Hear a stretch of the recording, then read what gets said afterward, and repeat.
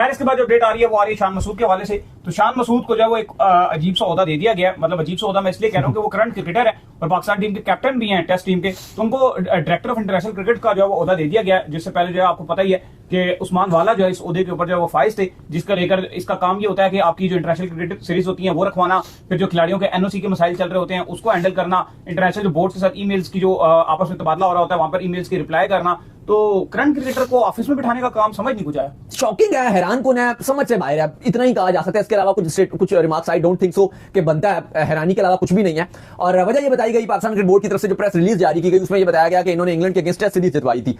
पता नहीं अभी साउथ अफ्रीका के अगेंस्ट तो हम पिछला मैच अभी एक दिन हुआ है, हम हारे हैं, टेस्ट मैच हारे हैं। साउथ अफ्रीका ने हमें 8 विकेटों से हराया है और 8 विकेटों से वो हार आपको शायद याद नहीं है और आप वो इंग्लैंड वाली सीरीज की बात कर रहे हो, पता नहीं वो जो आप साल पहले जीते थे वो वजह बताई गई है। अभी जो एक दिन पहले आप टेस्ट मैच हारे हो उसके रिवॉर्ड में आपने उनको इंटरनेशनल डायरेक्टर बना दिया, कंसल्टेंट, मुझे मेरी समझ से बाहर है।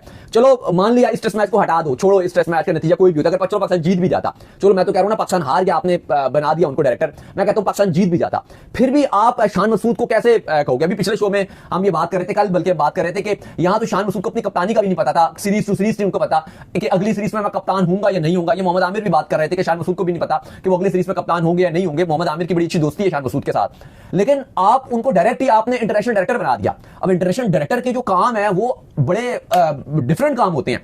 एक तो आपकी सीरीज फाइनलाइज करना होती है, अगर कोई भी इंटरनेशनल मैच आपका हो रहा हो, वो ऑर्गेनाइज जब हो रहा होता है उसमें सारे मामला देखने के लिए भी वो इंटरनेशनल डायरेक्टर ही की जिम्मेदारी होती है। फिर आपकी जो अपकमिंग सीरीज होती है डिफरेंट बोर्ड्स के साथ रखवाना बायलैटरल सीरीज, वो भी उन्हीं का काम होता है। फिर आपके जो प्लेयर्स ने डिफरेंट इंटरनेशनल लीग्स खेली होती है, इंटरनेशनल लीग्स कहीं भी, वो भी उनकी जिम्मेदारी होती है कि किस खिलाड़ी को एनओसी देना है, किसको नहीं देना।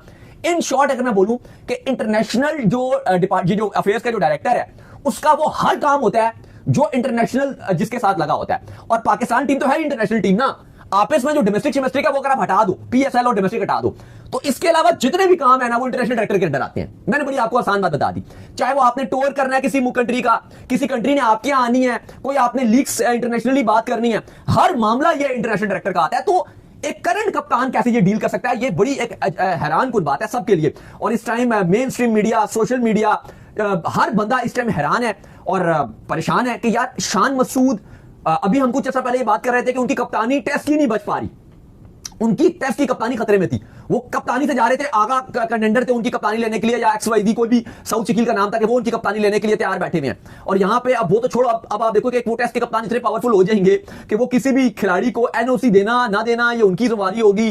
पता नहीं यार, मैं तो इस पर और कुछ कह नहीं सकता, मेरी तो ये समझ से ही बाहर है। चलिए उम्मीद करते हैं हमारे शो आपको लाइक कीजिए, हमारे चैनल सब्सक्राइब कीजिए, साथ ही बेल आइकन को बजाइए, एक और काम कर लीजिए, कर लीजिए।